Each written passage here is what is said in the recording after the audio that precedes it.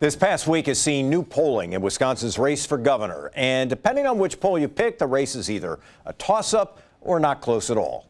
The first poll out last week, the Marquette Law School poll, had Republican Governor Scott Walker leading Democrat Tony Evers by a point among likely voters, with a margin of error of 3.9%. A second poll out on Thursday from NBC Marist pegged Evers with an 8-point lead among likely voters and a 4.8% margin of error. How do two polls get such different results?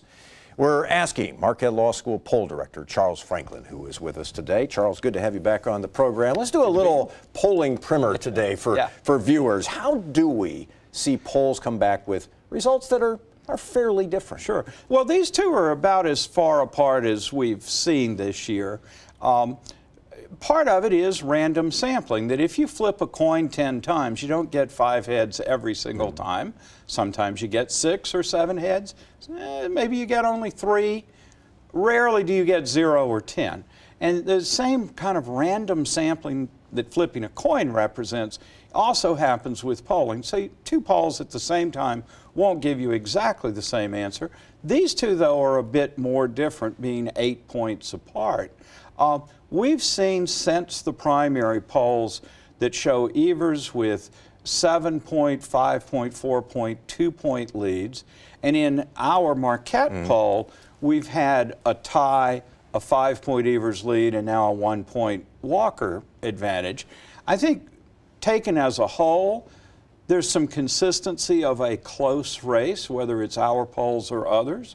But the Marist poll in particular had Walker up by Evers up by 13 before the primary, now has him up by 8.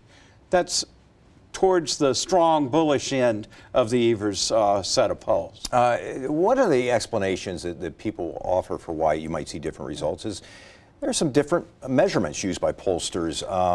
Likely voters might have a different definition for the Marquette poll and the Marist poll. That's true, and that is one of the differences between the two. At Marquette, we use the question, how likely are you to vote? And people who are absolutely certain are the people we code as likely voters. Marist also incorporates how enthusiastic they are and how much attention they're paying to the race. So their measure's a little bit more complicated. Marist and we use relatively similar approaches, so it's not a big methodological difference. The other issue is how you word questions. Maybe you word them a little bit differently.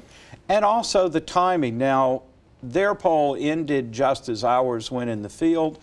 Normally that's not enough to account for a 9-point difference in the results.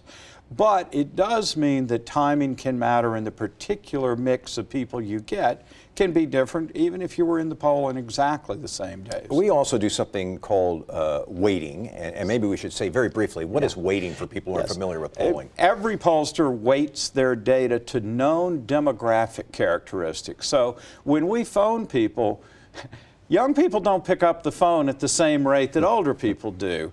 Less educated people are less likely to respond than better educated people. So we know what those numbers are for education and for age from the U.S. Census data. And so we weight our data so that the young people are the right proportion of young people. The college graduates are weighted down to be the right proportion. Every pollster does this, but we sometimes use different sets of items across different pollsters. One example is Marquette weights for education. Marist does not. Right.